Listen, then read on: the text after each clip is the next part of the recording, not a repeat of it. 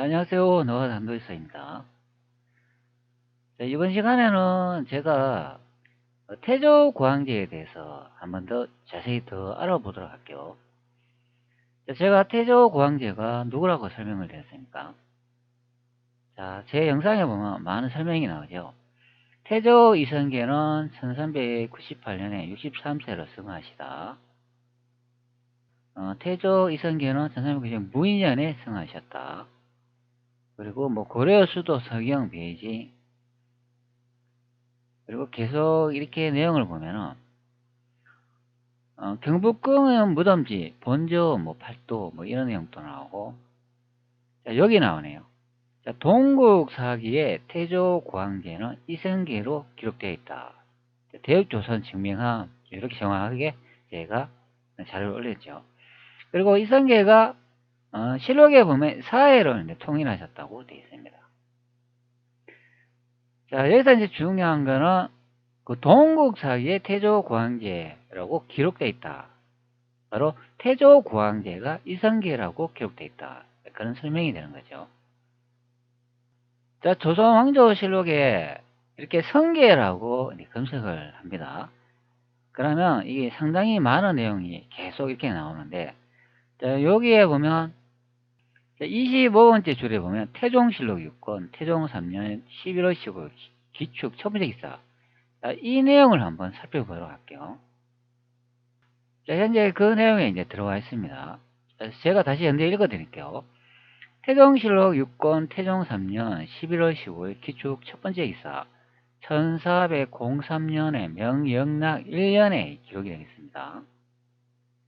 자, 여기 이제 많은 내용이 있는데 그 중요한 내용만 이제 몇 개 얘기해 드리도록 할게요. 자, 여기 이제 재미있는 내용이 이제 보이고 있어요. 여기에 이인민이라는 사람이 이렇게 나오고 있습니다. 그런데 이 내용을 읽어보면 태종 이방원이가 이민의 후손이라고 이게 잘못 기록되어 있는 내용이 나와요. 자, 그러면 이민이 누군지 한번 살펴보도록 할게요. 자, 이민을 이렇게 살펴보면 고려 후기의 숨은 하시 중 개성부사 자시징 등을 여기만 문신이다. 1388년에 우왕 14년에 사망했다. 성주이시라고 되어 있습니다. 그리고 이민은 고려 후기 수문하시 중 개성부사 자시중 등을 여기만 문신이다. 출생일은 미성이며 1388년 우왕에게 사망했다. 문음으로 간직에 이제 진출하여 홍건적 격퇴에 공을 세웠고 1362년 공민한 11년에 원나라가 더 큰 권을 왕으로 삼으려 하자 이를 막는 데 기여했다. 공민왕 피사로 13의 어린 우왕을 즉위시켰다. 돌아가는 명의 자신을 살해하고 청정을 펴려다가 반대에 이제 부딪히자 최영 등 대신들을 유배 보냈다. 타막을 일삼는 가운데 사적에서나 우왕이 최영, 이성계 등과 함께 일파를 처단하고 이민을 유배 보내 유배지에서 사망했다.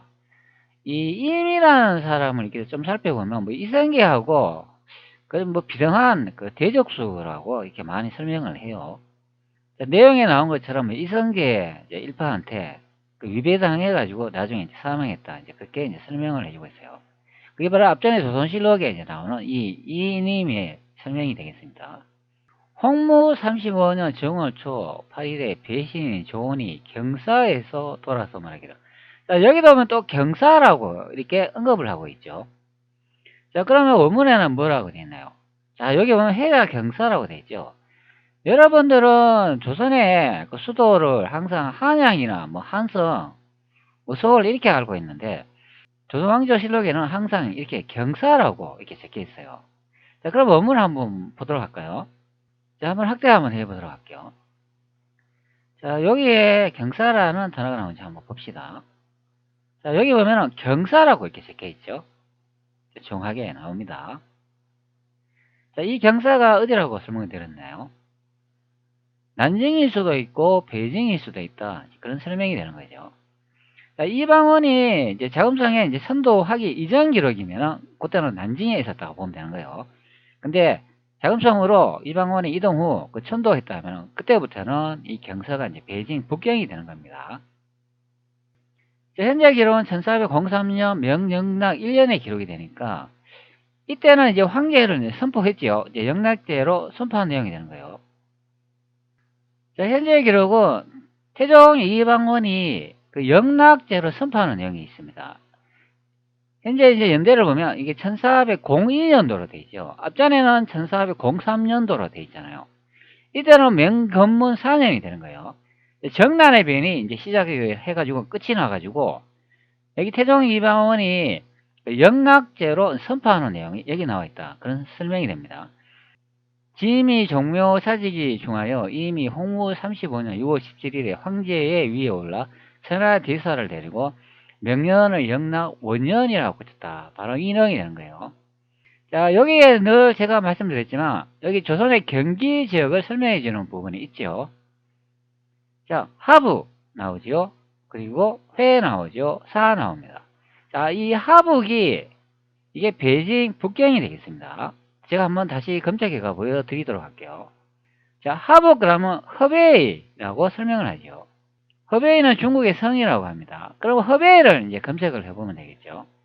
자, 허베이를 이렇게 검색을 하면 베이징이 나옵니다. 자, 여기 이제 만리장성이 보이는데 신정동구 여지 있으면은 천리장성이 속칭 만리장성이다. 그렇게 기록되어 있습니다. 그러니까 베이징이 나오는 거예요. 자, 여기가 바로 평양이 되겠습니다. 자, 베이징 그러면 또 유명한 게 있죠. 바로 자금성이 되겠습니다. 자, 자금성 그러면 바로 이 궁을 의미하는 경우가 되죠. 자, 여기 아래쪽에 나오지 않습니까? 1402년 명나라 영락제가 베이징을 선도하면서 건설한 황궁이다. 이렇게 이제 설명을 해주는 바로 이 궁이 되는 거예요. 근데 실록의 날짜하고 연대는 좀 약간 좀 틀린 것 같아요. 자, 우리는 이방원이 무슨 궁을 지었다고 배우고 있죠? 자, 이 자금성을 지었다고 배우지 않죠. 바로 이 궁을 지었다고 배우죠. 창덕궁을 지었다고 여러분들 배웁니다. 조선실록을 이제 분석을 해보면 영락제가 이방원으로 확인이 되기 때문에 바로 이 창덕궁이 자금성이 된다. 그런 의미가 됩니다. 조선실록을 이렇게 확인을 해보면 이 창덕궁의 이제 규모가 나와 있습니다. 뭐 어떻게 이제 건설하고 누가 짓고 그런 내용이 나와 있습니다. 근데 제가 창덕궁의 내용을 좀 살펴보니까 건물이 200채가 넘는다고 이야기하더라고요.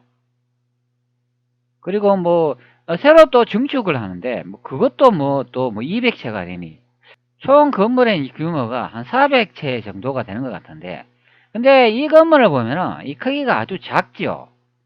여기에 무슨 건물이 뭐 200채, 300채가 들어가는 터가 됩니까? 전혀 아닙니다. 그러면 자금성을 초기에 이제 지었던 그 궁이라고 이제 보면 돼요. 그게 이제 창덕궁인데 대륙에 있는 베이징에 있는 자금성을 규모와 역사를 여기 한반도 이쪽에 창덕궁에 이동했다. 이제 그래 보면 되는 거예요. 그래서 태조 이성계가 지었는 경복궁을 이용하지 않고 바로 코앞에 있는 여기 창덕궁에서 태종 이방원이 조선 500년 동안 여기서 머물렀다고 그렇게 설명을 하는 부분이에요. 자, 여러분들은 조선 500년이 경복궁에서 모든 역사가 다 벌어졌다고 알지만 실제는 여기 창덕궁에서 다 벌어진 이야기가 됩니다. 경복궁이 아니에요. 자, 제가 어디로 찾아놨는데요. 이게 이제 경복궁이 됩니다. 자, 경복궁은 태조 이성계가 처음 지었던 궁이죠. 자, 그리고 왕자의 난이 이제 발생해가지고 태종 이방원이 여기에 머물지 않고 오른쪽에 있는 창덕궁 이쪽에 이동했다. 그런 설명이 되는 거예요. 그러면 이게 이제 두 번째 궁이 이제 만들어지는 경우가 됩니다. 그런데 조선왕조실록을 계속 들여다보면은 태종 이방원이 처음에 창덕궁을 짓고 난 다음에 여기서 모든 일이 계속 발생을 합니다. 여러분들은 태조 이성계가 처음 궁을 지었는 이 경복궁에서 조선 500년 동안 역사가 부어지고 발생했는 걸로 아는데 전혀 아니에요. 자, 여기서 우측에 바로 코앞에 여기서 500년 역사가 완성이 됐다 보면 되는 거예요. 자, 그러면 조선의 전공은 이 창덕궁이 되는 겁니다. 이 경복궁이 아니고요. 자, 대륙에 있는 자금성을 여기 한반도 창덕궁에 갖다 놨다. 그런 설명이 됩니다. 이것을 여기에 이렇게 갖다 놨다. 그런 설명이 되는 거예요. 자, 조선실록에 이렇게 이궁이라고 검색을 하면은 바로 이궁이 창덕궁이 되는 거예요. 자, 여기 내용을 이렇게 살펴보면은 옛 한양부의 객사를 이궁으로 삼다. 그 내용 나오죠. 자, 그리고 아래쪽에 보면 뭐 이궁을 짓는 내용이 쭉 이렇게 나오고 있어요. 한양의 이궁 조성 도감을 궁궐 보수 도감으로 고치다. 돈점을 쳐서 도읍을 한양으로 개정하고 이궁을 짓도록 하다. 뭐 이런 내용 나오죠. 한양의 이궁 조성군을 방한하다. 자, 이런 내용도 나오고 있습니다. 그리고 이궁의 건축 상황을 보고 성산군 이집과 그 규모에 대해 의논하다. 자, 이런 내용이 나오죠. 자, 아래쪽으로 한번 볼까요? 여기 규모가 이렇게 나오는데 여기 나오네요. 자, 태종실록 10권 태종 5년 10월 19일 신사 두 번째 기사 이궁이 완성되다. 그 구조와 규모 이렇게 되어 있습니다. 자, 여기 나오죠. 태종 이방원이 이궁을 지은 연대가 1405년도 명영락 3년이 되는 거예요. 자, 앞전에 그 자금성 기록 연대를 보셨죠? 자금성 연대 얘기 나오잖아요. 1406년으로 되어 있죠. 자, 조선왕조실록은 1405년도로 되어 있죠. 1년 전에 아마 이궁이 이제 완성됐죠. 바로 태종 5년이 되는 거예요. 자, 이궁이 완성되었다. 자, 여기 이제 규모가 이제 쭉 나오고 있습니다. 정침청이 3칸이고, 동서 침전이 각각 2칸이고, 동서 천양이 각각 2칸이다. 자, 여기 이제 크게 적혀 있는 규모만 보도록 할게요. 나머지는 뭐 15칸, 뭐 3칸, 뭐 3칸, 11칸, 뭐 이런 게 나오니까, 이거는 크지 않은데, 여기에 이제 큰 게 나옵니다. 자, 그 나머지 양전의 수라관, 사홍방 및 탕자 세수관 등 총 118각이다. 자, 여기 보면은 100칸이 지금 넘고 있습니다. 자, 그리고 아래쪽에 계속 보면 또 이런 내용 또 나오죠. 월대는 동서가 강이 63척 9천, 남북은 강 33척 이렇게 나오고 있습니다. 자, 이 내용을 보면 규모가 작지 않다는 것을 알 수 있습니다. 여기 그리고 아래쪽으로 보면 동서강이 156척이라 되어 있어요. 이것만 합쳐도 거의 한 300 그 척이 된다. 그런 의미가 되는 거예요. 자, 그런데 보시기 바랍니다. 여기에 무슨 건물이 100칸이 있나요? 전혀 없습니다. 뭐 칸이라고 하니까 뭐 방이 될 수도 있고 건물 자체도 될 수가 있는데 이거는 규모가 너무나 작아요. 자, 다시 1403년도 명영락 1년으로 다시 돌아와가지고 처음부터 다시 읽어드릴게요. 홍모 35년 정월 초 8일에 배신 조원이 경사에서 돌아와 말하기를 조은 조장 내에 이르기를 신이방원의 종교가 이민의 후손이라 했다. 하오니 이 말을 듣고 조심스럽고 두려운 마음을 이루 말할 수 없습니다. 자, 이 내용은 이방원이 이민의 그 후손이라고 잘못 기록되어 있는 부분을 지적하는 내용이에요. 자, 그래서 그것을 바로잡기 위한 서신이 되겠습니다. 자, 여기 아래쪽에 나오네요. 자, 충문 내에 거로 배신 이민의 후사 이생계라는 말이 포함되어 있었으므로 신의 아비가 이미 일찍이 주문을 갖추어 주문하였습니다. 신이 지금 좋은 조작 내에 그대로 기록되어 있다는 사실을 들어서 알게 되니 더럽기 그지 없다. 네, 이렇게 됐습니다. 자, 그러니까 이방원이 이민의 후손이라고 잘못 기록되어 있어가지고 그 기록을 본 사람이 더럽게 느껴진다. 이게 정말 진짜인가? 진짜면 큰일 나는데 이방원은 이성계의 후손이어야 되는데 왜 이민의 후손으로 되어 있는가? 그래서 두려움에 떨고 있는 그 실화의 내용이 되겠습니다. 그런데 그 다른 기록을 보면은 바로 이제 잡힌 내용이 이제 확인이 돼요. 자, 제가 세민이한테 그 내용을 이제 보여줬는데 확인을 이제 시켜주고 있습니다. 제시하신 태종실록 6권 태종 3년 11월 15일 기축 첫 번째 기사. 전체 원문 한국사학계 구두점 포함은 종계법무 주본으로 태종 이방원이 명나라에 보낸 공식 문서를 기록한 것이다. 이 원문은 이성계의 주상이 이민의 후손이 아님을 변명하고 조선의 건국 과정을 상세히 설명하고 정통성을 주장한 내용으로 담고 있다. 제시하신 원문 전체는 사학님의 일관된 관점, 이성계 황제 이방원의 영락계가 기존 사학의 관점, 주원장과 황제 이방원의 조선을 두 가지 시각으로 분석하겠다. 자, 여기에 보면 종계법무 주본 원문 분석 내용을 보면 여기 이렇게 설명을 해주고 있죠.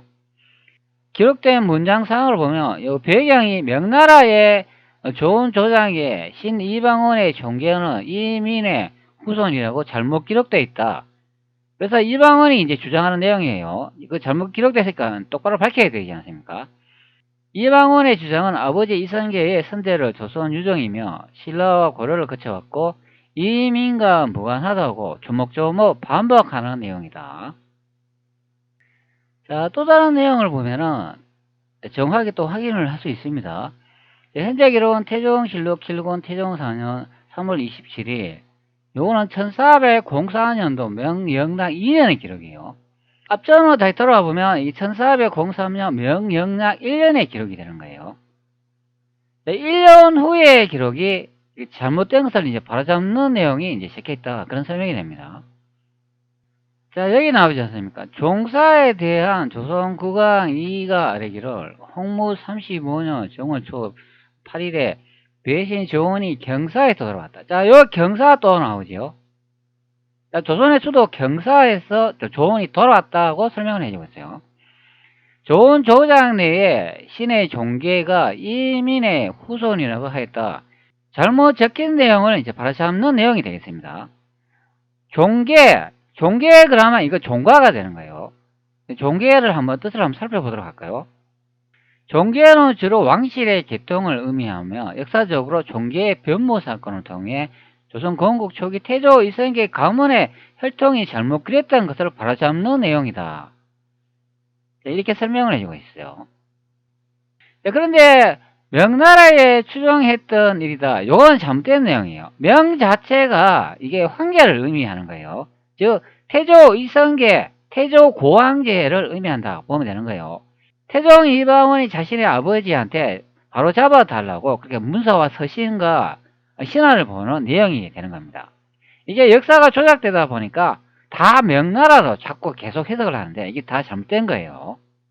자, 종계가 이민의 후손이라 했다 하니 생각하는데 신의 아비 선세는 본래 조선의 유정으로 고려를 섬겼고 뒤에 국인들이 추대하여 권지국사를 삼았습니다. 이미 가처 아래여서 태조 광제께서 명하여 국왕을 삼고 계호를 주셨으며 신의 아비의 이름을 비록 개명했다. 이제 바로 잡았다. 이제 그런 설명이 되는 거예요.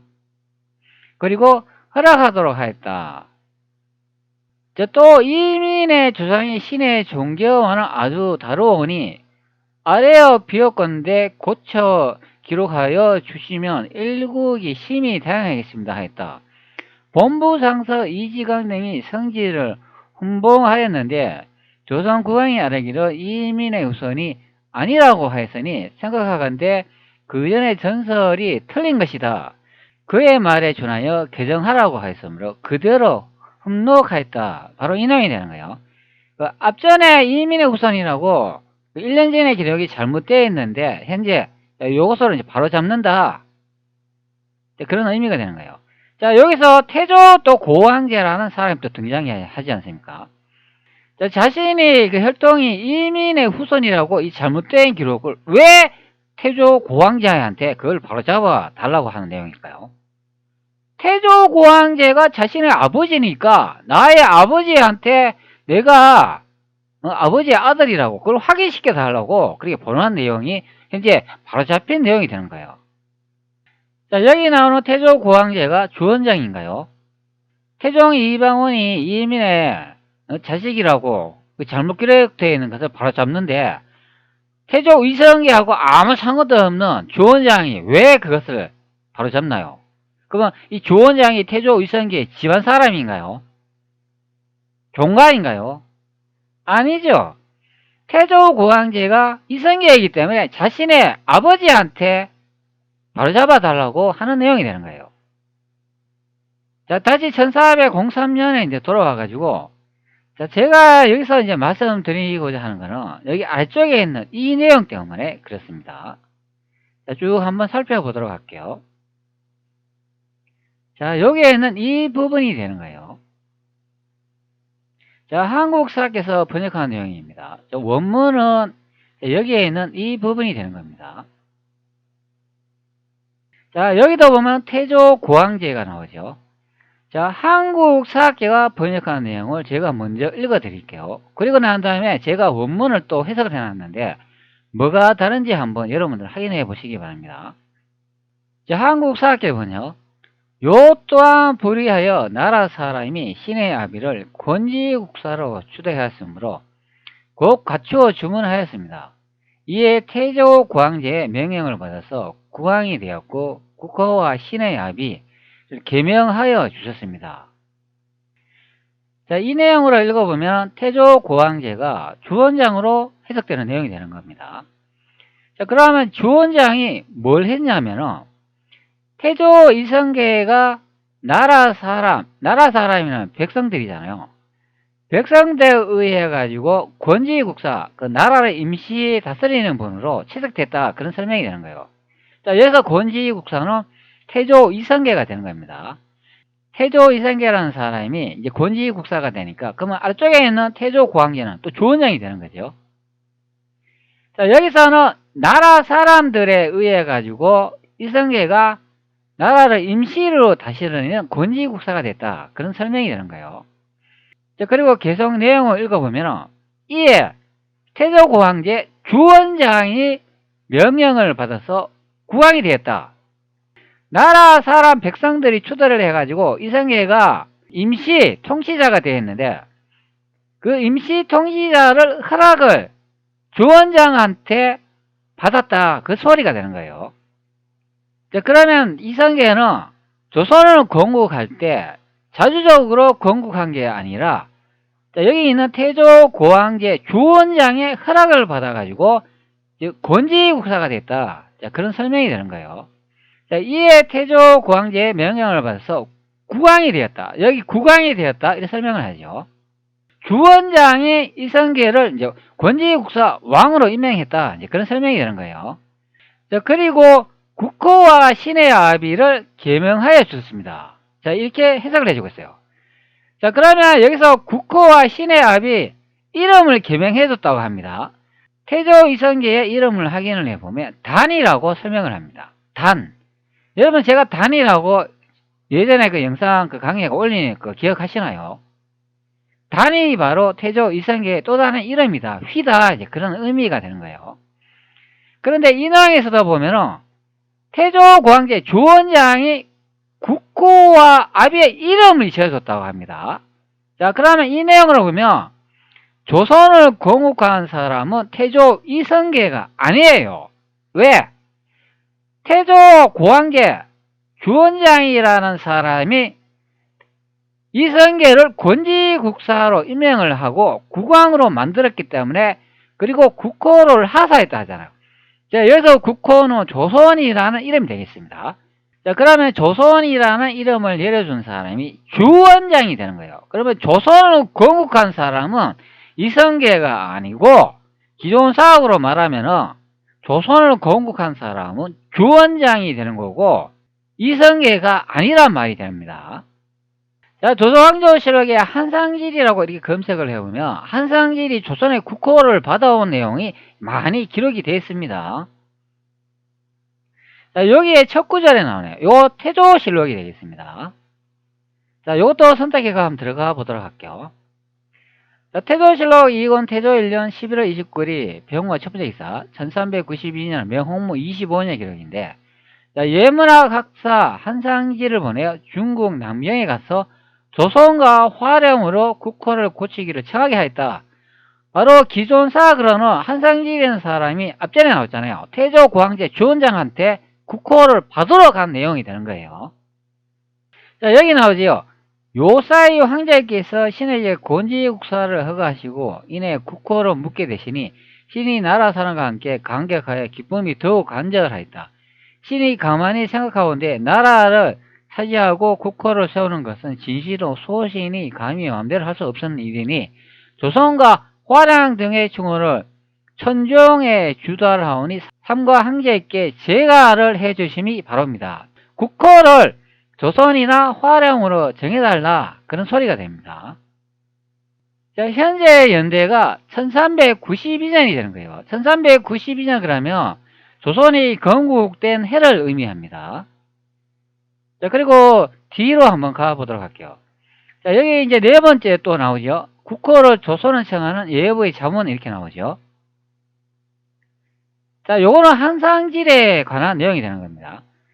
자, 현재의 기록은 1393년이 되는 거예요. 즉 1년 후가 됩니다. 자, 1392년에서 1년 지나고 난 다음에 1393년이 되는 거죠. 자, 주문사 한상질이 와서 예부의 자문이 전하니 임금이 황제의 궁궐을 향해 은혜를 사하는 예를 행하였다. 그 자문 내용은 이러하다. 자, 그럼 한상질인 사람이 어디에 갔을까요? 자, 앞전에 나오잖아요. 자, 여기 나오잖아. 태조 고황제가 있는 이분한테 갔는 내용이에요. 자, 그러면 요거는 기존 사학으로 설명을 하면 한반도에서 난징으로 갔다, 그런 소리가 되는 거예요.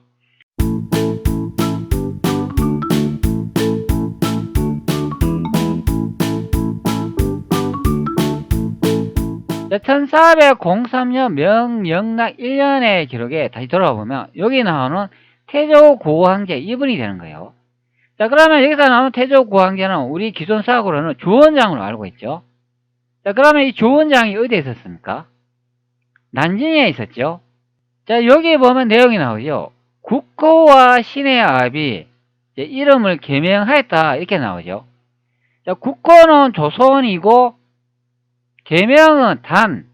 이성계에게 조선이라는 나라의 국호와 이성계의 또 다른 이름 단이란 이름을 주원장이 만들어가지고 하사했다, 그런 내용이 되는 거예요.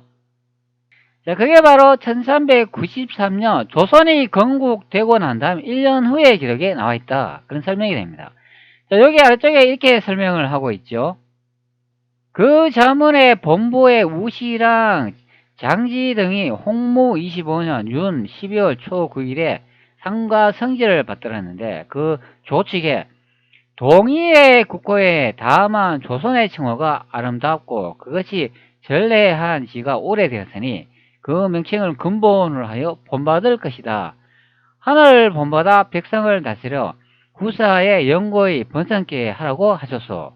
자, 그래가 한상질이 조원장이 있는 곳에 가가지고 조선의 국호를 받아왔다, 그런 소리가 됩니다. 그러면 화량하고 조선 두 중에 주원장이 조선을 선택했다, 그런 설명이 되는 거죠. 자, 그런데 주원장이 조선의 역사를 얼마나 잘 알아가지고 도대체 조선이란 국호를 내려주었는지 모르겠습니다. 자, 주원장은 우리가 잘 아는 홍건난을 일으킨 일반 평민이 되는 거예요. 그것도 무식하고 글도 모르는 그런 무식쟁이가 되는 거예요. 그런 사람이 태조 이성계한테 조선의 국호를 내려주었다, 그런 설명을 하고 있는 부분이 되는 거예요. 자, 이거는 이제 한국사학계에서 이제 번역한 내용이에요. 다시 한번 읽어드릴게요.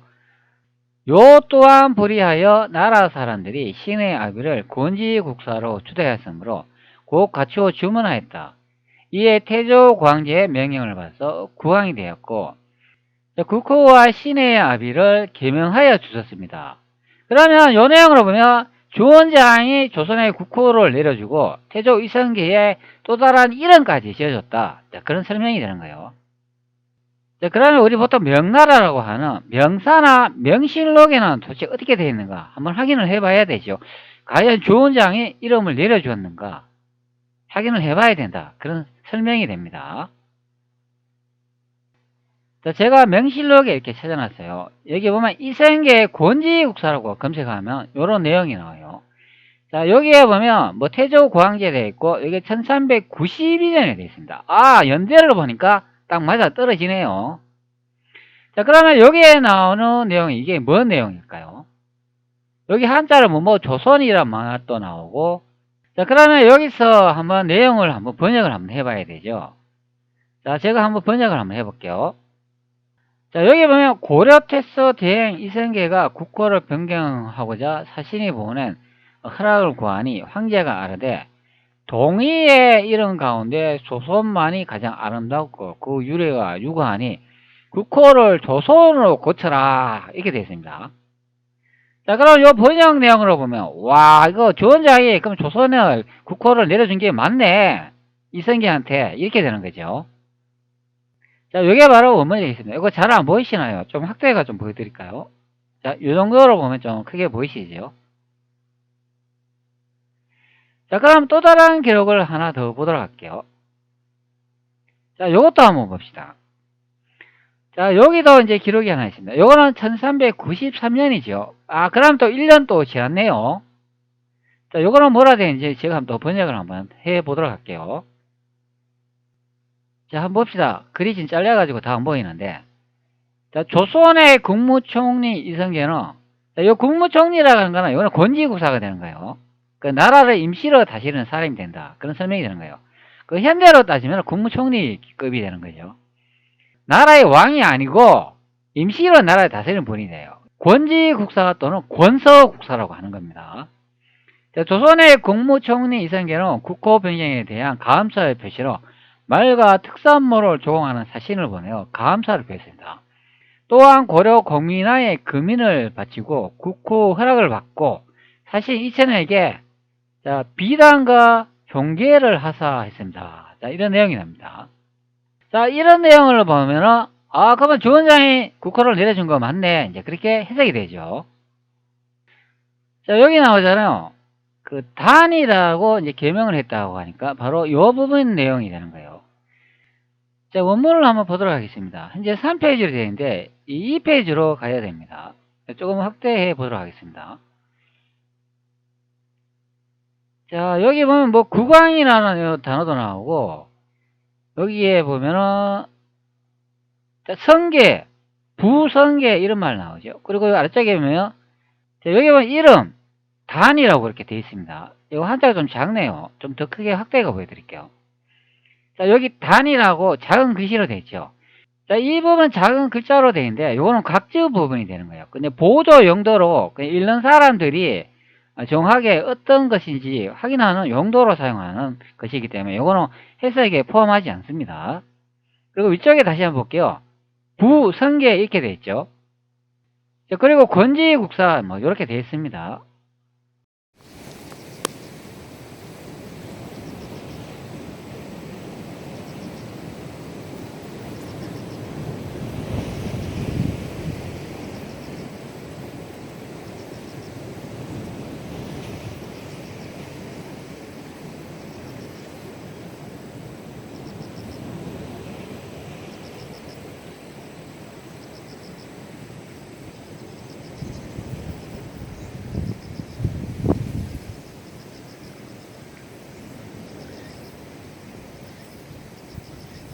자, 한국사계 번역 내용을 확인을 했는데요. 자, 이번에는 제가 번역한 내용을 한번 보여드릴게요. 자, 이건 제가 번역한 내용이 되겠습니다. 자, 한번 읽어드리도록 할게요. 대한민국 사학계 번역과 제가 번역한 내용이 뭐가 다른지 한번 확인해 보시기 바랍니다. 자, 왕녀가 또 옳지 아니하니 나라 사람들이 신의 아비를 권지국사로 추다하니 곧 갖추어 공경하게 받아들였다. 태조 구황제가 명령하니 국왕으로 나라 이름을 바꾼다. 나의 아버지이다. 이름을 고친다. 자, 이렇게 해석되는 거예요. 자, 제가 번역한 내용을 보면 태조 구황제라는 사람하고 이 국왕이라는 사람이 동일 인물로 확인되는 경우가 되는 거예요. 자, 이 내용을 보면 태조 이성계는 자신 스스로 조선이란 나라 이름을 바꾼 경우가 되는 거고 그 자신의 이름을 단으로 바꾼 경우가 되는 거예요. 자, 위쪽에 이제 한문이 나오는데 자, 이것을 하나씩 뜻을 살펴보도록 할게요. 요우부의 국인 추대 신부 권지국사 직구 이렇게 되어 있습니다. 자, 여기서 요읍이라고 되어 있는데, 이 요가 왕요가 되는 거예요. 자, 고려 왕사를 이렇게 살펴보면은, 고려 34대 왕이, 여기 나오죠. 공양왕이 되겠습니다. 자, 이분이 왕요가 되는데, 여기 요 이분이 됩니다. 자, 위쪽에 고려 32대, 33대, 왕후, 왕창은, 이분들은 위쪽에 고려 32대 후손이 아닙니다. 왕후와 왕창은 그 신돈이라는 그 중이 있습니다. 다른 말로 스님이라고 하죠. 그분의 후손이 되는 거예요. 그래서 고려의 왕족들은 이렇게 31대 공민왕에서 끝이 난 거예요. 그래서 그 다음에 이제 나라가 이제 조선이 이제 탄생하는 경우가 되는 겁니다.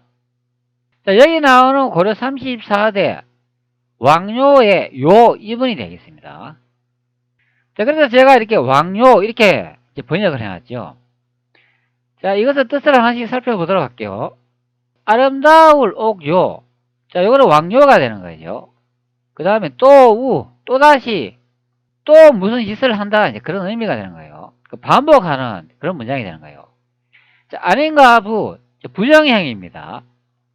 자, 좋은 것에 나쁜 뜻이 되는 거죠. 오를의, 옳지 않다. 이제 그런 의미가 되는 거죠. 위쪽에 부정형이 있지 않습니까? 옳지 않은 일이라고 하는 거예요. 자, 그래서 제가 이렇게 번역을 했잖아요. 왕녀가 또 옳지 아니하니. 이렇게 되는 겁니다. 나쁜 짓을 했다는 거예요. 왕녀가. 자, 그 다음에 나라국이 나오지 않습니까? 그리고 사람인, 국인, 나라 사람 이렇게 되죠. 자, 오를추, 변천하다, 첨가하다 뜻이 있잖아요.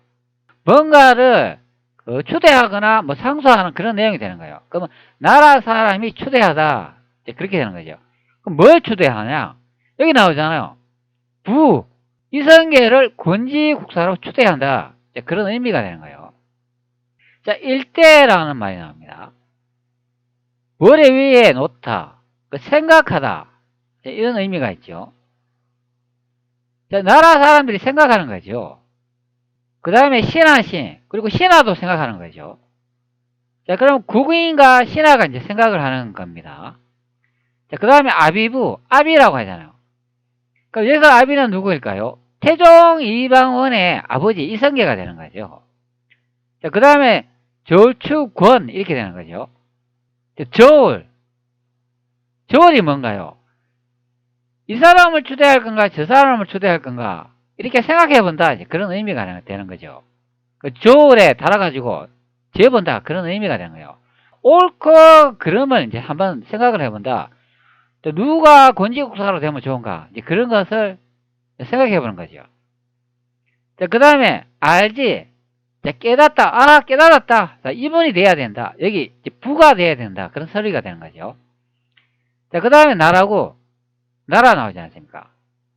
자, 여기 권지국사라고 그냥 읽으면 돼요. 요거는 제가 뜻풀이를 했는데 그대로 여기 권지국사 이렇게 읽으면 돼요. 뒤에 좀 잘렸습니다. 자, 권지국사 여기 나오죠. 자, 그 다음에 즉구 이제 연결됩니다. 모든 문서가 전체 단어가 다 나오지 않네요. 자, 그 다음에 곧, 즉, 가깝다, 나가다, 갖추다. 자, 이렇게 씁니다. 갖추다. 자, 갖추다가 뭔가요? 상수한다, 그런 뜻이 되는 거예요. 자, 그럼 이렇게 되는 거죠. 왕녀가 또 옳지 아니하니 나라 사람들이 신의 아비를 권지국사로 추대하니 곧 갖추다, 갖추었다 이렇게 되는 거죠. 자, 그 다음에 주문흠몽이라고 되어 있습니다. 알릴주, 상소했지 않습니까? 백성이나 신하들이 이제 상소를 했으니까 이제 알리는 경우가 되는죠. 그러니까 상소하다 이런 내용이 나잖아요. 그 다음에 들문, 상가 받다.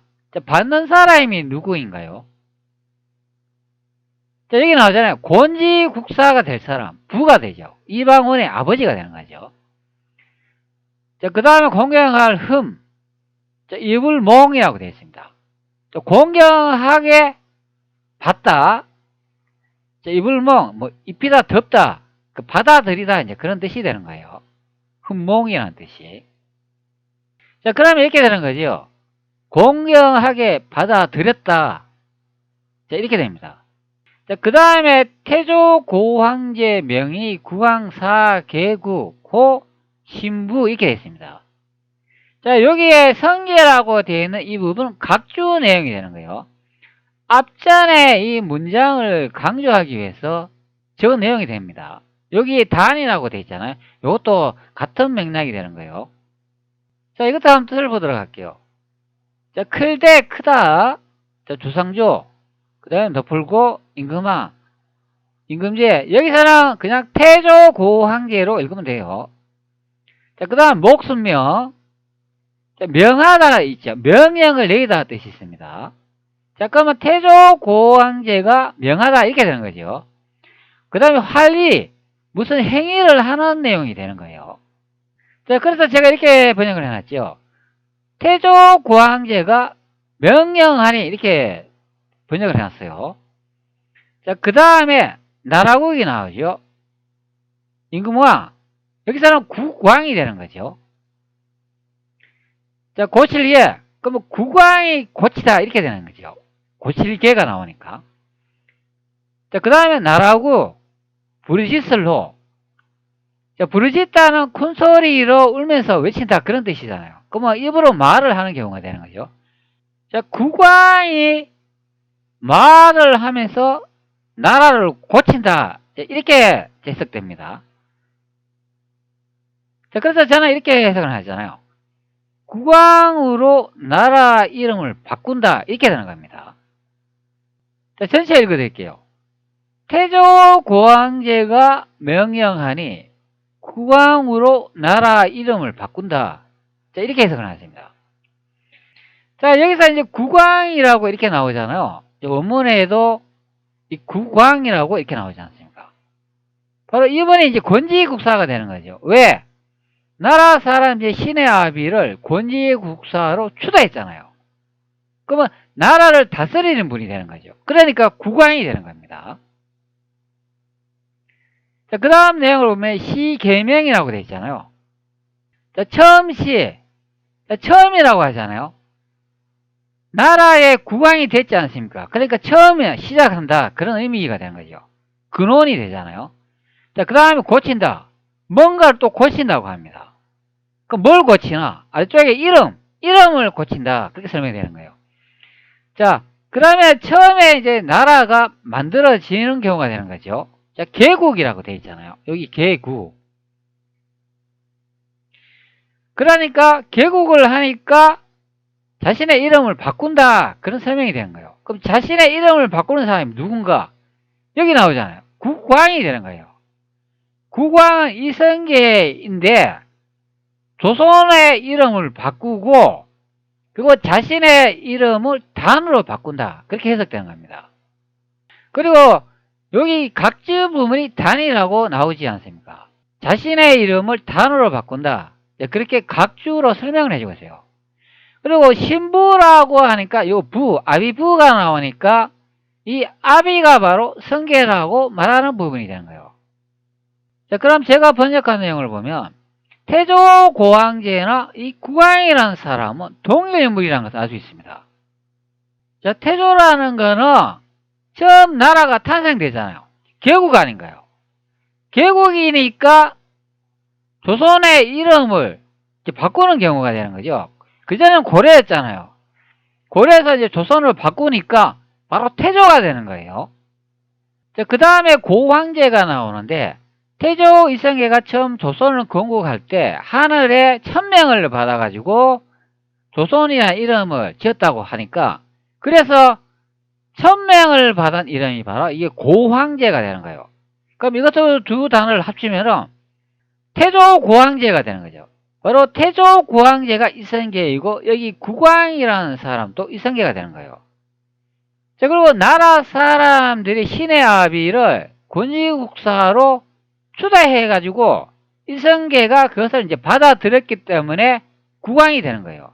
그러면 이성계가 자신이 스스로 조선이라는 나라 이름을 바꾼 경우가 되고 그 자신의 이름을 단으로 개명한 경우가 되는 거예요. 자, 이 내용으로 보면 태조 이성계가 스스로 자신의 국호를 정하고 이름을 바꾼 것으로 확인이 되는데, 그러면 명실록이나 명사 내용이 좀 이상하지 않습니까? 명실록을 보면은 주원장이 이성계한테 국호를 내려주었다고 설명을 해주고 있어요. 조선이란 국호를. 다시 한번 번역 한번 해볼까요? 고려태수 대행 이성계가 국호를 변경하고자 사신을 보내 허락을 구하니 황제가 이르되 동의의 이름 가운데 조선만이 가장 아름답고 그 유래가 유가하니 국호를 조선으로 고쳐라고 허락했다. 이렇게 해석해주고 있어요. 자, 이 내용을 보면 주원장이 이성계한테 국호를 내려주었대요. 참 희한한 이야기가 됩니다. 조선이 탄생될 때 기록이니까 조선으로 고쳤다고 하는 겁니다. 그러면 명실록의 내용을 보면 주원장이 이성계한테 조선의 국호와 단이라는 이름을 내려준 것으로 기록되어 있어요. 조선 왕조실록하고 완전히 정반대의 기록입니다. 자, 여러분 한번 생각을 한번 해보세요. 자, 동아시아 문화나 여러분들의 집안 문화에는 자신의 이름을 부모님이 지어준 이름이 되는 거죠. 이성계라는 이름도 자신의 부모가 지어준 이름이 되는 거죠. 그런데 우리 문화에서 남이 자신의 이름을 바꿀 수가 없어요. 자, 그렇기 때문에 이성계 스스로 자신의 이름을 바꾸는 게 그게 더 말이 되는 겁니다. 나라가 이제 탄생이 되니까 기분이 좋으니까 이제 내 이름도 한번 바꿔보자. 처음 시작할 때 뭐 자신의 이름이나 뭐 국호를 이렇게 바꾸거나 하면 뭔가가 잘 될 것 같지 않습니까? 그래서 이름도 개명하는 경우가 되는 거예요. 그러면 이 내용으로 보면은 태조 이성계는 자신이 스스로 조선이라는 국호와 단이한 이름을 바꿨다는 것으로 확인이 됩니다. 그런데 여기에 나오는 이 태조 구황제와 구황이라는 사람을 따로 분리를 해가지고 대한민국 사학계가 두 개의 사람이 있는 것으로 해석을 해놨다. 그런 의미가 되는 거예요. 태조 구황제나 구황이라는 사람은 이성계의 동일 인물인 것으로 확인이 됩니다. 자, 한국 사학계 번역 내용을 한번 보세요. 제가 다시 읽어드릴게요. 요 또한 불의하여 나라 사람들이 신의 아비를 권지국사로 추대했으므로 곧 갖추어 주문하였습니다. 자, 요거는 좀 비슷한 것 같습니다. 자, 그런데 다음 내용부터 완전히 달라진다. 그런 의미가 됩니다. 이에 태조 구황제의 명령을 받아서 국왕이 되었다. 자, 태조 구황제의 명령을 받아서 국왕이 되었다면 여기 나오는 태조 구황제는 주원장이 되는 거죠. 그리고 국왕이라는 사람은 이성계로 해석을 해놨다. 그런 의미가 되는 거예요. 그러면 주원장이 조선이란 국호와 단이라는 이름을 이성계한테 내려주었다. 그렇게 분리작업해놨다. 그런 의미가 되는 거예요. 이에 태조 구황제의 명령을 받아서 국왕이 되었고 국호와 신의 아비를 단으로 개명하여 주셨습니다. 희한한 내용이 되는 거예요. 국왕이 되었고, 원문의 뜻은 되었고라는 뜻이 어디 있습니까? 여러분은 앞전에 뜻을 확인했지만 되었고라는 뜻은 없어요. 제가 번역한 내용을 보세요. 국왕으로 나라 이름을 바꾼다라고 해석을 하는 겁니다. 여기 봐보세요. 국왕, 사계, 국호 이렇게 되어 있습니다. 명령을 받아서 국왕이 되었고가 아니죠. 한자를 지 마음대로 막 해석을 해놨다. 그런 의미가 됩니다. 우리나라 말은 아다르고 어다리다. 그런 의미가 되는 거예요.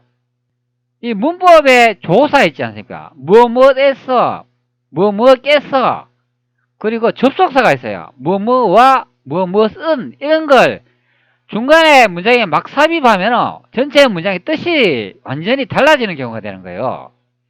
자, 우리나라 사학계는 여기에 원문을 보면 쉼표로 구두점을 띄어놨습니다. 즉 문장을 끊어치게 했다. 그런 의미가 됩니다. 이 쉼표로 문장을 끊어치게 할 때 어디에 끊는가에 따라 가지고 완전히 뜻이 달라지는 거예요. 실제 원문을 한번 보도록 하겠습니다. 자, 원문을 좀 확대해 볼게요. 자, 원문에 보면은 여기 쉼표가 어디 있어요? 이 구두점이라는 게 없습니다. 여기에 성이라고 되어 있잖아요. 이게 다 붙어 있는 거예요. 그 다음에 여기 단이라는 주석이 나오잖아요. 요거는 여기 주석이 두 개가 있기 때문에 이렇게 끊어칠 수가 있는데 이것도 다 하나의 문장이 되는 거예요. 왜? 주석은 번역하는 게 아니기 때문에 그렇습니다. 그러면 실제 여기서 공간이 보이잖아요.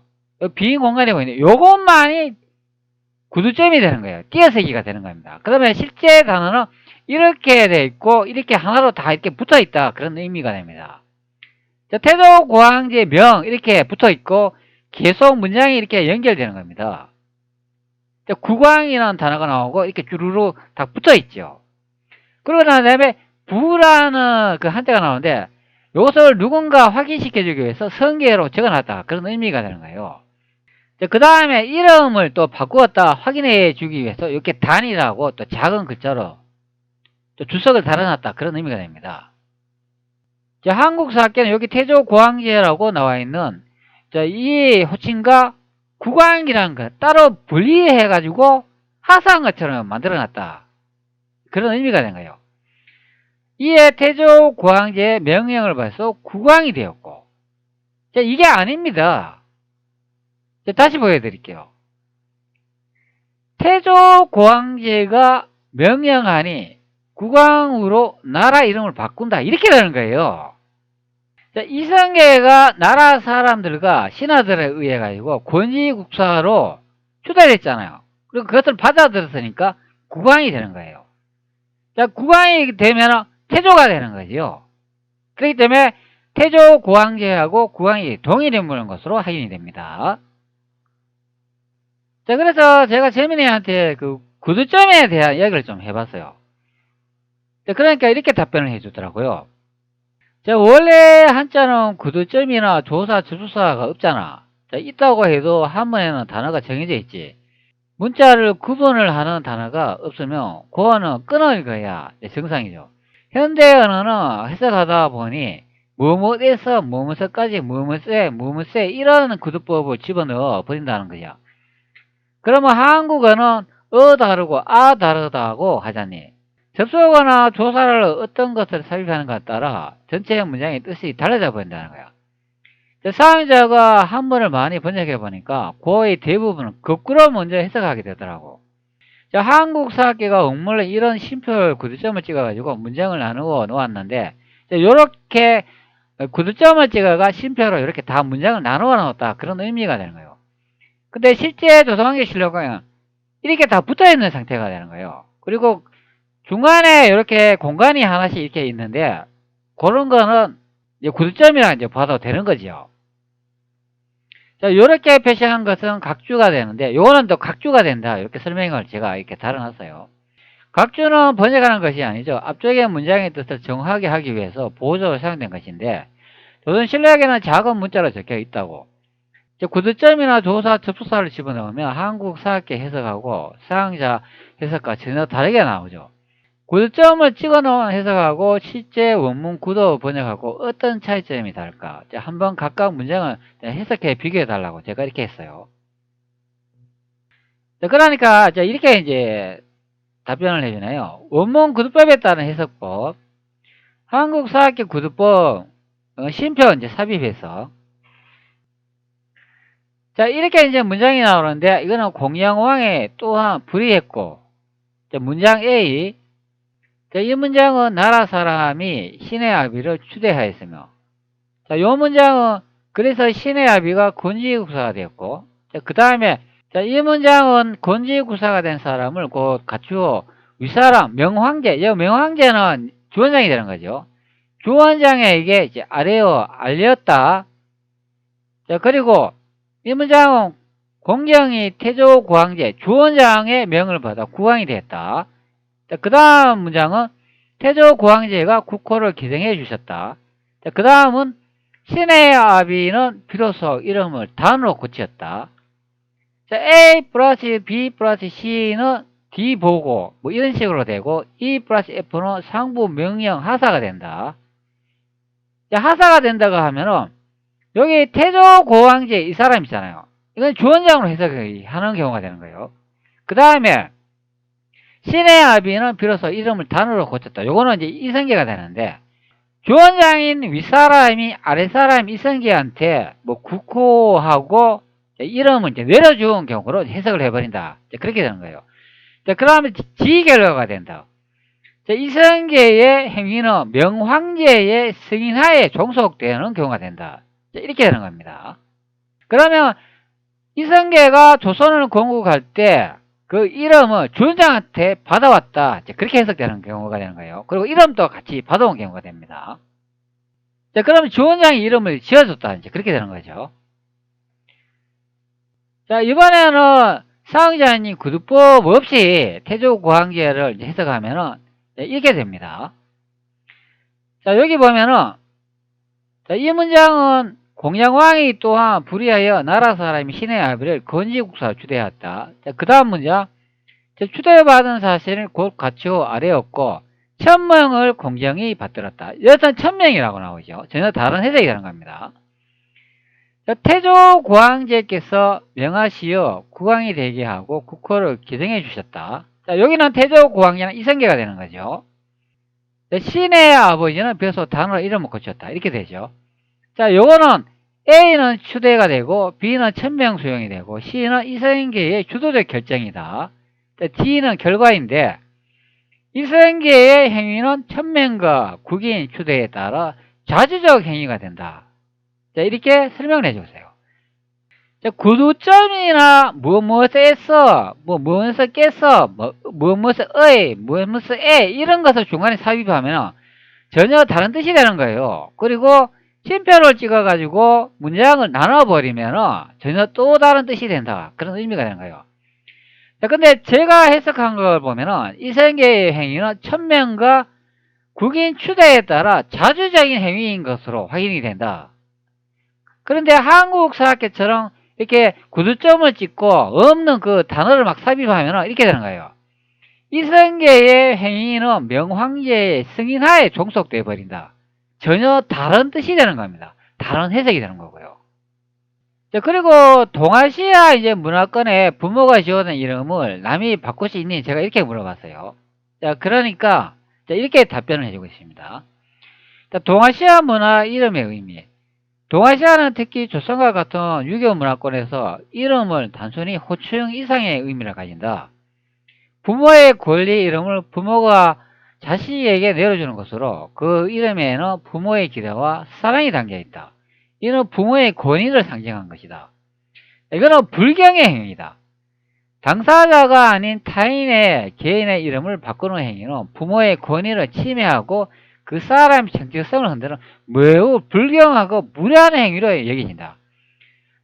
자, 앞전에 그 명실록이나 명사 내용 보셨잖아요. 주원장이 이성계의 이름을 단이라고 바꿔줬다. 그렇게 기록하고 있어요.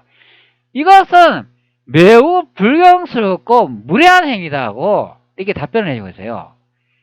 계명의 주체는 사람이 스스로 이름을 바꾸는 것은 자명이라 하여 새로운 시작이나 결의를 달 때 가능하다. 자, 이성계가 스스로 자신의 국호를 바꾸고 이름을 단어로 바꿨기 때문에 계명의 주체는 자기 스스로가 되는 겁니다. 자, 자신의 이제 스스로 이름을 바꾼다 하더라도 동아시아 문에서는 이 역시 지방과 국가의 허락이 필요하다. 이름을 하사받는 경우는 주로 황제나 임금이 신하에게 새로운 이름이나 자호를 내려주는 경우였는데 이는 신하의 공적을 기리거나 신분을 승격시키는 의미다. 자, 전혀 다르게 사용한다고 설명을 해주고 있어요. 신하의 신분을 승격시킬 때 바꿀 수 있는 경우도 있다. 이제 그렇게 설명을 하는 거예요. 자, 주원장이 이름을 하사했다는 해석이 무슨? 자, 한국사학계의 기준 해석은 태조고황제를 명나라의 주원장으로 전제하에 주원장이 이성계에게 국호와 이름 단을 개명하여 주셨다고 해석했다. 그러나 이 해석은 사항자님의 지적처럼 심각한 문화적 상식의 위배를 낳는다. 부모의 계명과 주원장은 이성계의 부모가 아닌데 이성계의 본명을 단으로 바꾸도록 명하거나 하사했다는 것은 이성계가 주원장 앞에서 자식이나 노비 수준의 존재로 격하점을 의미하며 이는 한나라의 창건 군주에게 적용될 수 있는 상식적인 대우가 아니다. 시계명의 해석은 원문에는 비로소 이름을 단어로 고쳤다는 뜻이다. 이런 이성계가 주체적으로 이름을 바꾸는 행위를 소설한 것으로 해석하는 것이 더 문법적으로 문화적으로 자연스럽다. 사학자님의 해석은 이러한 문화적 모순을 해소하고 문맥적 정합성을 높인다. 자, 이런 원문이 나와 있는데 여기서 태조광제는 이성계이다. 태종 이바원이 자신의 아버지인 이성계를 태조고왕제의 권위로 칭하며 이성계 스스로 황제의 명을 받은 것처럼 주체적으로 국왕이 되고 국호를 개정한 내용이다. 시제의 명은 주체적 계명, 이성계가 국왕으로 즉위하면서 스스로의 의지로 새로운 이름인 단으로 개명했다고 해석하는 것이다. 동아시아의 이름 문화에 비추어 볼 때 가장 상식적이고 합리적인 해석이 된다. 즉 부모가 지어준 이름을 타인이 바꾼다는 문화적 상식에 유배되는 기존 해석보다는 이성계가 황제의 권위를 가지고 스스로 개명했다고 보는 서양점의 해석이 동아시아 문화 맥락에 더 부합한다. 그러니까 제가 해석하는 내용이 더 맞다고 설명을 해주는 부분이라는 거예요. 자, 그리고 사람의 이제 해석 기준이 있는데 1차 자료의 해석이 우선돼야 된다. 이렇게 설명을 해주고 있어요. 조선실록은 1차 자료의 가치 당대의 기록이다. 사항점의 해석이 맞다면 조선왕조실록은 당시 왕조의 공식적인 기록, 즉 1차 자료로서 가치를 가진다. 1차 자료의 원칙, 역사연구 기본 원칙은 당대에 쓰이는 1차 자료를 가장 우선하고 이를 통해 사실을 관계를 확립하는 것이다. 사항자 해석의 핵심, 태종 이방왕 영락제가 자신의 아버지 이성계 태조고왕제를 칭하여 자주적인 권력 이양 과정을 기록하는 태종실록은 조선의 정통성을 확립하는 당대의 증언이 된다. 결국 만약 이 해석이 정확하다면 조선실록은 대륙에서 벌어진 일, 이성계 황제의 정난의 변을 기록한 최상의 기록이 되는 것이다. 명사 및 명시록의 가치와 위상 변화, 사항점의 해석은 기준을 할 때 명사와 명시록의 위상은 크게 흔들린다. 기존 역사학 위상, 그리고 사항자님의 해석 기준 위상. 명시록은 명왕조의 1차 조례에 준하는 공식 기록이다. 사항자 해석, 신뢰도가 의심되는 자료이다. 사항자님의 정보는 20세기 대만에서 만든 사서이다. 명사는 청나라 시대 1700년대 편찬된 2차 자료이다. 기전체 정사이다. 후대 청나라 20세기에 편찬 조작된 자료로 조선실록의 내용을 왜곡 및 축소하는 데 사용된다. 조선실록과 명실록의 내용이 충돌할 경우 태조고왕제 주원장이라는 명실록의 명사의 전제를 따르는 것은 후대 2차 자료를 1차 자료로 보다 우선시하는 결과를 낳는다. 그게 역사 이제 연구하는 기준이 좀 이상하게 된다. 그런 설명이 되는 거예요. 왜 2차 자료를 기준으로 당대의 기록인 조선실록 1차 자료를 해석하냐. 그런 이상한 모순이 생긴다. 그런 의미가 되는 겁니다. 자, 역사에서 이분한 문제. 상위자님의 지적처럼 한국사학계가 태조고왕제를 주원장이라는 후대 명사 명시록의 전제를 바탕으로 당대 1차 기록을 해석할 때 역사는 필연적으로 두 개로 분리된다. 대륙의 조선, 실록 원문, 이성계 황제, 대륙의 경기지역, 정난의 변, 한반도의 조선, 기존 사학계, 한반도의 태조, 이성계, 명나라의 사대하는 제국으로 하락한다. 이는 역사 연구의 기본 틀을 벗어나 후대의 편찬물을 중심으로 1차 자료 왜곡을 유도하는 결과가 될 수 있으며 자국의 역사적 정통성을 스스로 축소시키는 모습을 낳는다는 서양전임의 비판은 매우 날카롭다. 자, 학계 해석의 배경. 학계 해석이 이런 방식으로 흘러온 배경은 복잡하다. 4대주의적 관습이다. 조선 후기까지 명청 관계에 확립된 4대적인 관계가 역사 해석에 반영되어 명나라 기록을 상위 자료로 보는 경향이 오랫동안 지속되었다. 일제강점기 영향. 일제강점기 때 식민사관은 조선은 역사를 타국에 종속돼 수동적인 역사를 기술하고 대륙의 역사를 철저히 배제하는 방식으로 정립되었다. 중화인민공화국의 자료, 사학자님께서 언급하신 것처럼 현대의 명실록 판본들이 20세기에 재조합된 자료를 기반으로 할 가능성도 배제할 수 없다. 결국 사항자님의 논리적인 해석은 현재 역사 해석 구조가 자국의 1차 자료를 외국의 2차 자료로 재단함으로써 발생하는 역사 축소와 왜곡이라는 근본적인 문제점을 드러내고 있다. 자, 그리고 최종적인 결과지 흐름을 한번 보도록 하겠습니다. 자, 최종 해석의 논리적 구조. 사회자님께서 제안하신 최종 해석은 이성계의 권지국사 초대부터 국호 개정 및 개명까지의 과정을 태조고황제의 권위와 국왕의 지위를 통해 자주적이고 일관된 행위로 설명을 한다. 자, 원문 전체의 흐름, 사용자님의 최종 해석. 왕료가 또 옳지 아니하니 나라 사람들이 신의 아비를 권지국사로 추대하니 곧 갖추어 공경하게 받들었다. 역할 및 논리적 의미. 전제 고려 폐위 명분. 국인의 추대로 권위를 확보하고 천명을 받드는 주체적인 행위를 한다. 그 다음 이런 문장이 나오는데 이거 태조고황제 명이라고 되어 있죠. 태조고황제 이성계가 명령하니 권위의 원천 신부 이성계가 자신의 황제권을 발동하는 시점이다. 그 다음에 이런 문장은 국왕 이성계로 삼고 국호를 개정하여 하사하니 결정 및 천명 황제의 권위로 국왕의 지위를 확정하고 국호를 정함. 자, 그 신부 그는 나의 태종의 아버지 이성계이다. 자, 대상화하기 이 모든 행위의 주체자이자 대상이 자신의 아버지임을 밝힌다. 자, 그 다음에 또 이런 문장은 이름은 단어로 고치었다. 자, 마무리 국왕 황제의 지위와 함께 스스로 이름을 바꾼 자주적인 개명 행위가 된다. 자, 최종 논리적 결론.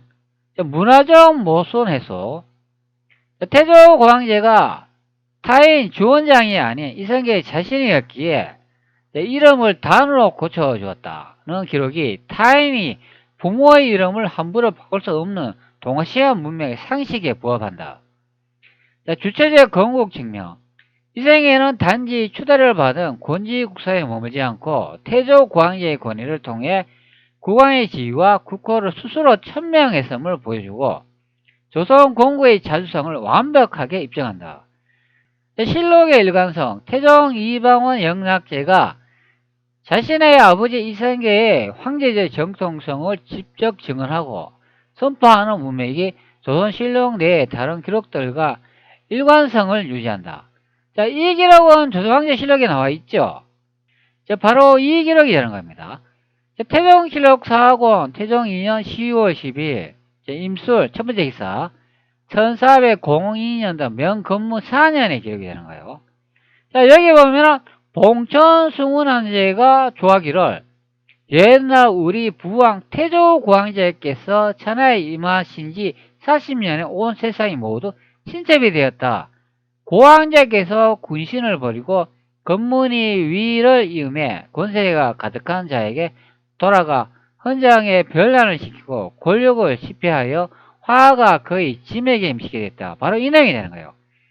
자, 여기에 보면은 태조고황제를 우리 부황이라고 부르지 않습니까?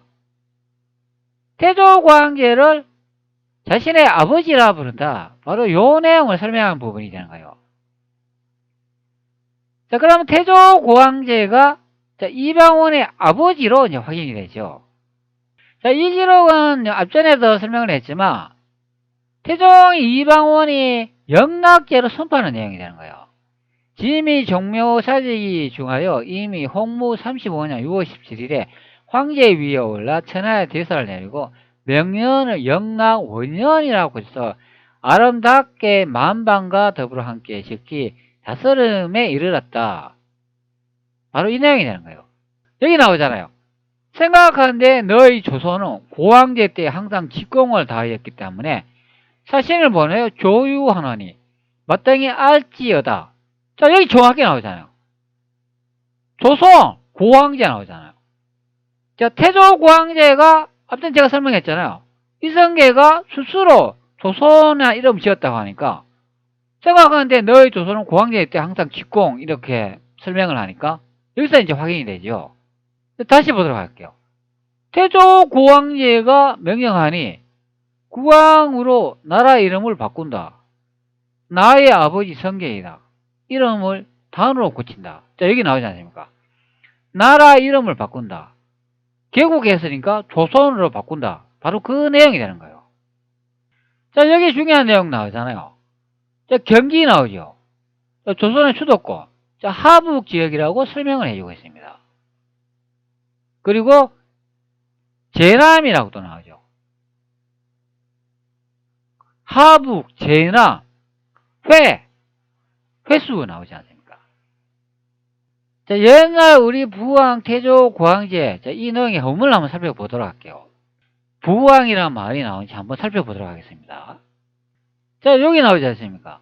부왕, 태조, 고황제. 정확하게 부황이라고 나오지 않습니까?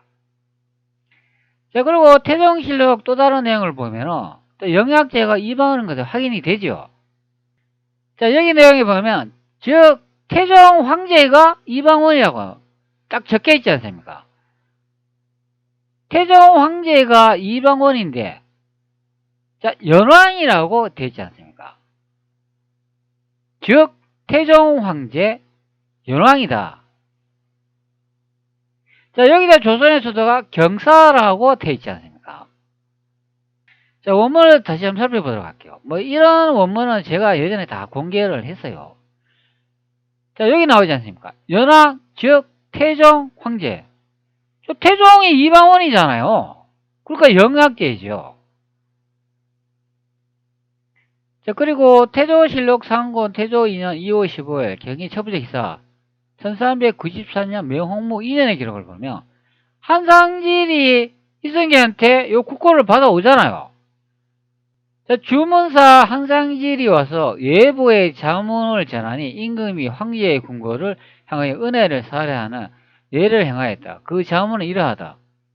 본부의 우시랑 장기 등이 홍무 25년 윤 12월 초 9일에 상가 성지를 받아들였는데 그 조칙에 동의의 국호에 다만 조선의 청호가 아름답다. 또 그것이 전래한 지가 오래됐으니 그 명칭을 근본하여 본받을 것이며 하늘을 본받아 백성을 다스려 후사를 영구히 번성케 하라. 바로 이 내용이 되는 거예요. 한성진이라는 사람이 태조 이성계, 그 다른 말로는 태조 구황제가 되는 거죠. 그 자신의 구황한테 가가지고, 여기 구황은 조선이죠. 조선의 구황한테 가가지고 받아오는 내용이 되는 거예요. 조선이란 국호 이름을 받아왔다. 이제 그런 설명이 되는 거죠.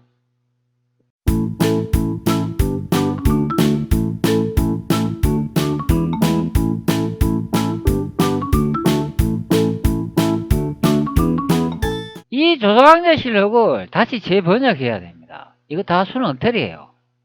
그냥 이렇게 언뜻 보면은 뭐 이해될 것 같은데 전혀 아니에요.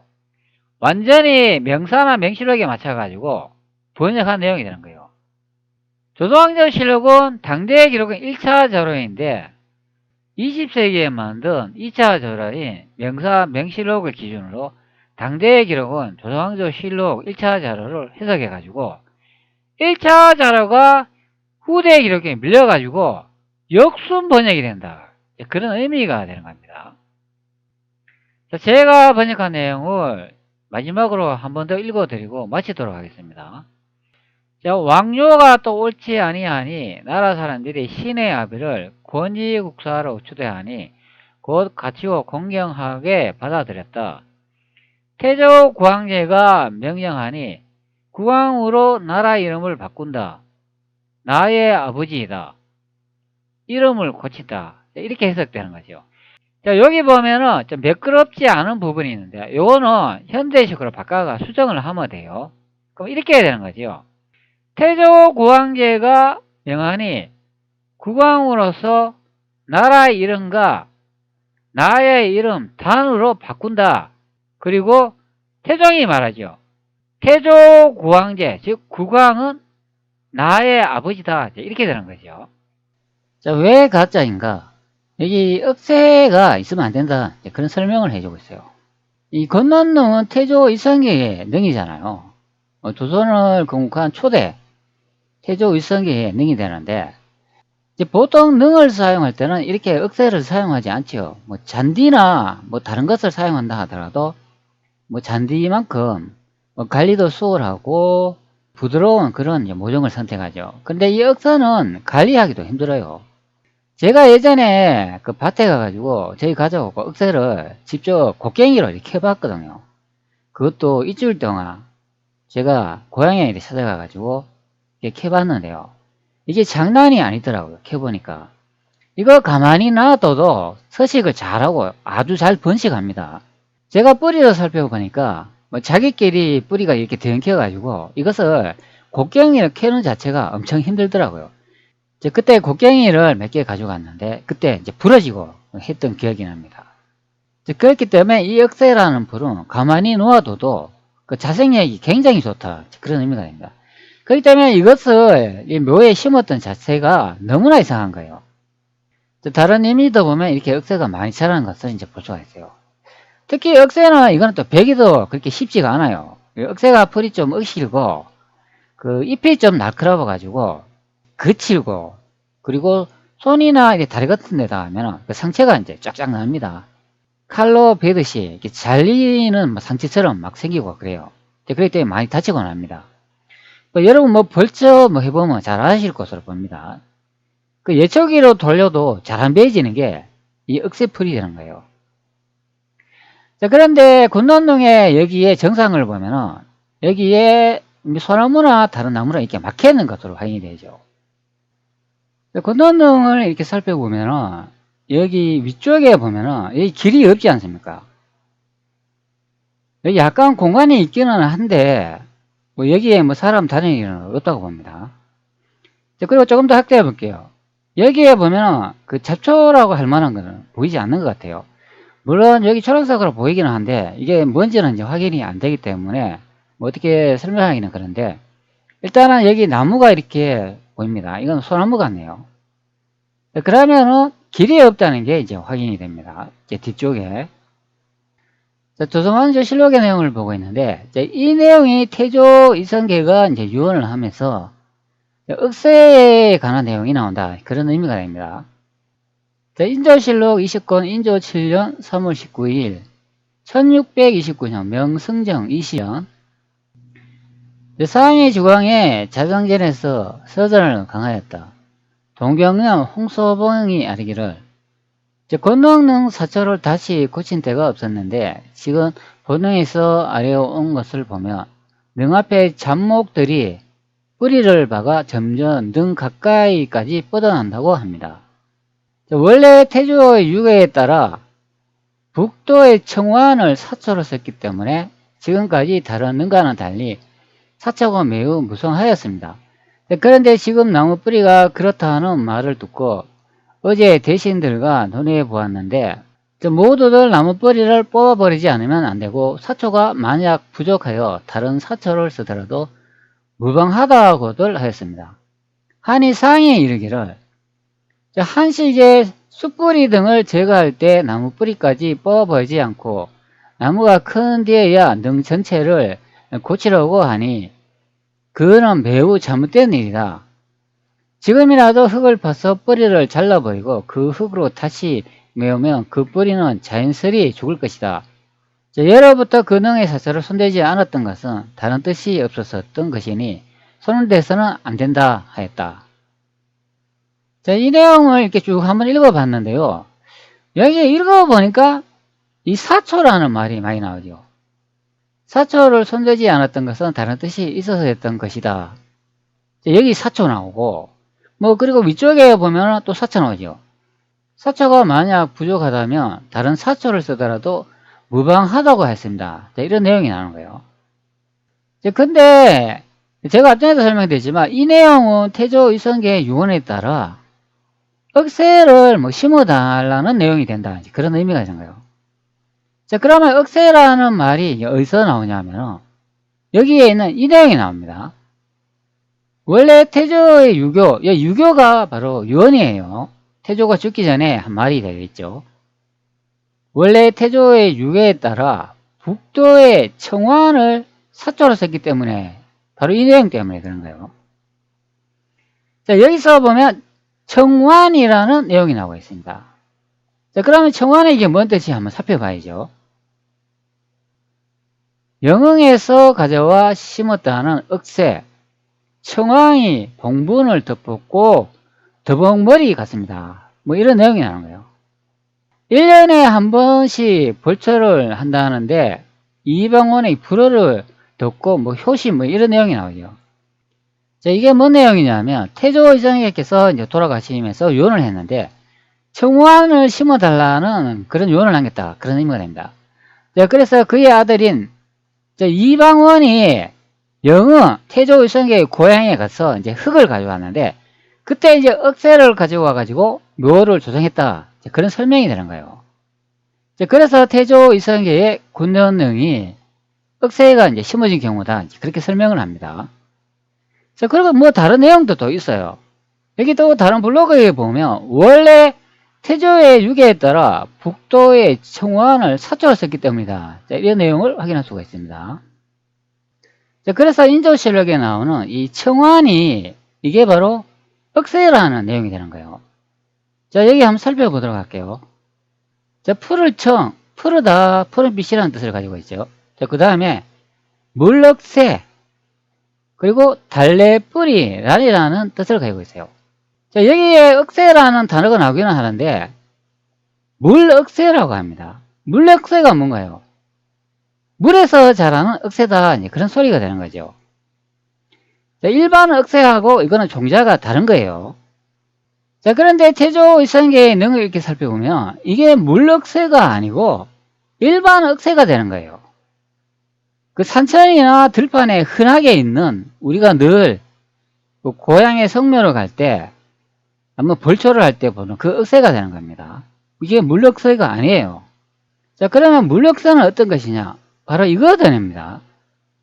여기에 보면 이렇게 설명을 해주고 있어요. 물억새, 물억새는 한국의 전역에서 볼 수 있는 여러 가지 해산풀인데 강가나 저지대 습지에 자라는 식물이라고 있어요. 자, 요렇게 이제 생겼죠. 자, 요렇게 뭐 억새니까 뭐 억새같이는 생겼습니다. 자, 요게 좀 더 부드러운 것 같네요. 억새가 이렇게 꽃이 피니까 좀 이뻐 보이긴 해요. 자, 그런데 건너능에 있는 이 억새는 전혀 다른 종이에요. 이거는 일반 땅에서 자라는 억새가 되겠습니다. 이게 물억새가 아닙니다. 자, 아마 여기서 좀 이상하죠? 자, 실록의 내용에는 분명히 물억새로 되어 있습니다. 자, 다시 보여줄게요. 자, 푸를 청, 푸르다. 자, 물억새, 완, 물억새라고 되어 있습니다. 자, 그리고 달래뿌리라는 또 다른 뜻도 있죠. 자, 태조 이성계가 돌아가시기 전에 요원으로 남긴 내용이 바로 이 내용이 되는 거예요. 태조 유교, 이북 도청완 위사초, 고지 금사초 신무 이 내용이 되겠습니다. 자, 여기서 이제 유교가 이게 이성계가 돌아가시기에 남긴 그 유언이라 보면 되는 거예요. 자, 요것을 한번 살펴보도록 할게요. 자, 클태, 조상조, 태조 되죠. 자, 끼칠 유, 가르칠 유. 즉, 가르칠 유의 뜻을 보면은 여기 후세에 전하다 이런 뜻이 있죠. 그리고 가르치다 그런 내용이 있으니까 이게 바로 유언이다. 태조의 유언이다. 이제 그런 설명이 되는 거예요. 여기에 북도라는 내용이 나오고 있습니다. 북녘 북의 길도. 북도라고 이렇게 있으니까 대한민국 사학계가 어떻게 해석을 했냐면은 태조 이성계의 고향 함경북도에 가가지고 거기서 태종 이방원이 억새 흙을 가지고 가고 심었다. 그렇게 해석한 거예요. 자, 이 북도라고 하면 이게 어떻게 함경북도가 됩니까? 북도는 뭐 경상북도도 있고 뭐 전라북도 그리고 뭐 여러 군데 팔도 다 북도라는 말이 이렇게 붙어 있잖아요. 여기서는 뭐 도를 설명하는 게 아니고 여기 북도라고 하면 북쪽에 있는 길이다. 이제 그런 설명이 되는 거예요. 자, 그래서 제가 앞쪽에 설명드렸잖아요. 자, 건너동에 이렇게 살펴보면 여기 북쪽에 길이 없다. 그런 의미가 됩니다. 그래서 앞전에 계속 여기에 길을 계속 설명을 드렸지요. 이쪽 부분에. 자, 그 다음 뜻을 계속 볼게요. 자, 그 다음 풀을 청, 물억새완, 청완, 그 풀은 물억새다. 이제 그런 의미가 되는 거죠. 자, 그 다음에 할리. 자, 그 다음 뜻을 보면은 항부자사, 항부자의 뜻을 보면 배짱임, 뭐 비비다, 뭐 손을 비비다 이런 뜻도 있어요. 자, 그 다음에 풀초라는 단어가 나오고 있어요. 그럼 요걸 이제 합치면은 사초 이렇게 되는 거죠. 항부자 풀이다 이런 설명을 하고 있는 거예요.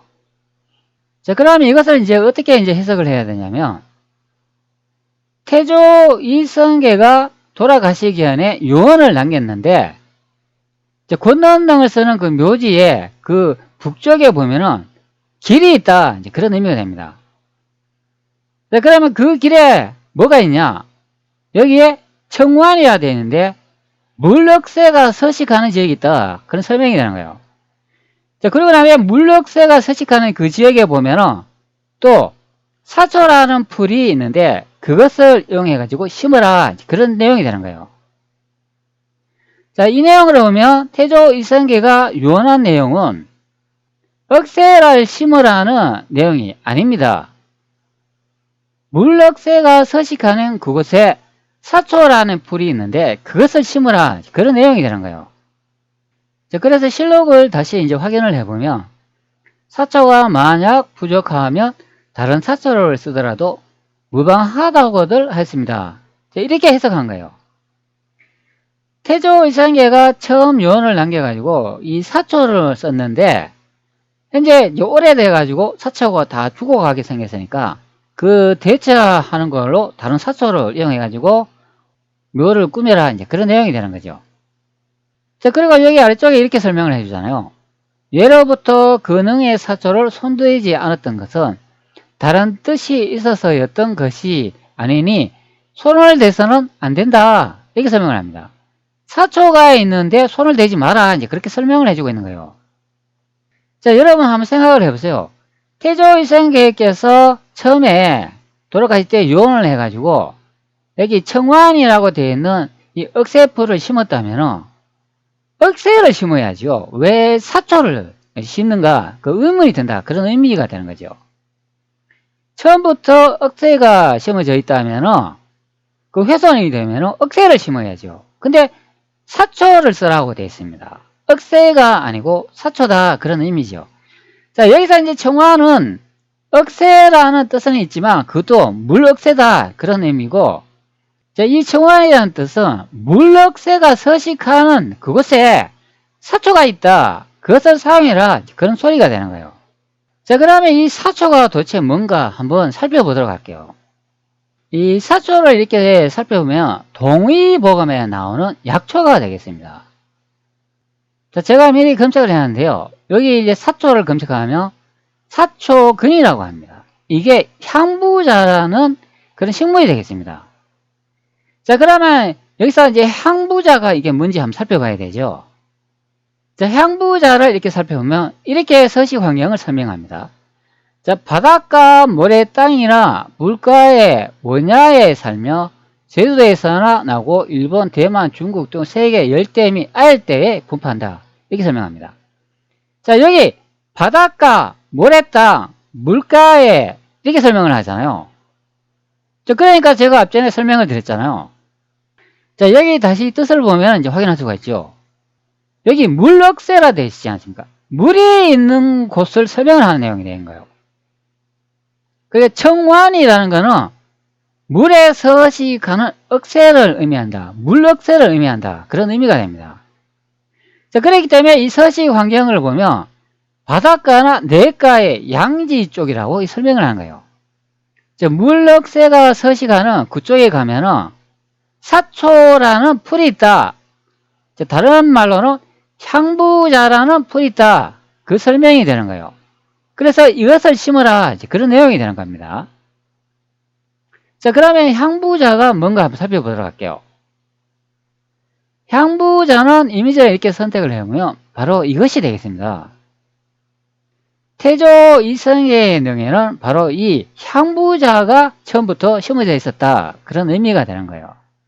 자, 향부자의 생긴 모습을 이렇게 살펴보면 이 잔디처럼 생겼어요. 이걸 보시기 바랍니다. 자, 요렇게 이제 많이 모이고 꽃이 이렇게 피면은 요렇게 생겼습니다. 자, 뿌리를 보면 이제 요렇게 생겼죠. 자, 뿌리를 보면은 이렇게 생겼습니다. 여기서 뿌리가 중요한 게 아니고 겉모습이 중요한 거겠죠. 자, 열매나 꽃이 이렇게 생겼습니다. 이게 향부자가 되겠습니다. 자, 향부자를 조금 확대를 한번 해볼게요. 이 꽃이 풀면 이렇게 생겼습니다. 그리고 앞쪽에 보면은 여기 잔디처럼 잎이 이렇게 생겼습니다. 자, 요렇게 이제 생겼으니까 능에 쓰기에 아주 적합하니까 태조 이성계가 요 향부자를 선택했다, 그런 의미가 되는 거예요. 태조 이성계의 내용을 이렇게 살펴보면 태조 이성계는 꽃을 아주 좋아했다고 합니다. 그러니까 식물에 박식한 분이다, 그런 의미가 됩니다. 아니, 자기 능에 억새를 심으면 이분이 꽃이 좋아했다는 내용과도 맞지 않습니다. 그러면 태조 이성계는 아주 무식한 사람이 되는 거예요. 자, 태조 이성계의 능에 이게 억새가 이렇게 심어져 있다는 거는, 태조 이성계 능에 이렇게 억새가 심어져 있다면 조선을 비하하기 위해서 이렇게 가짜 능을 만들어 가지고 태조 이성계의 권능인 것처럼 만들어 놨다, 그런 설명이 되는 거죠.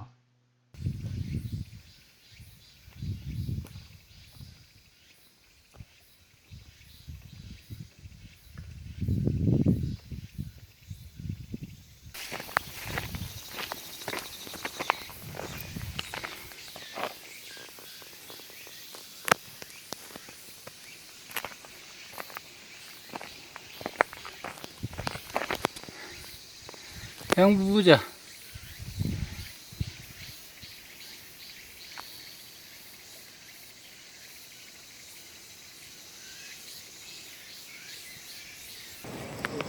와, 이거 보기 힘든 건데, 이거 부들입니다.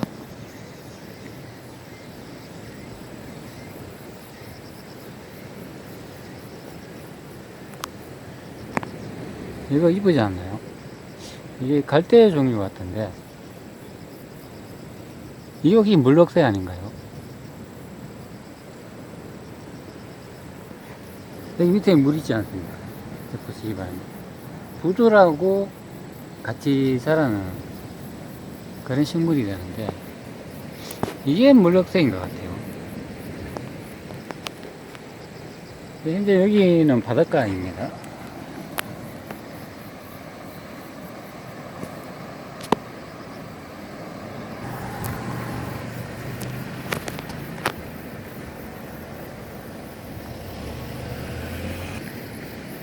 물럭새.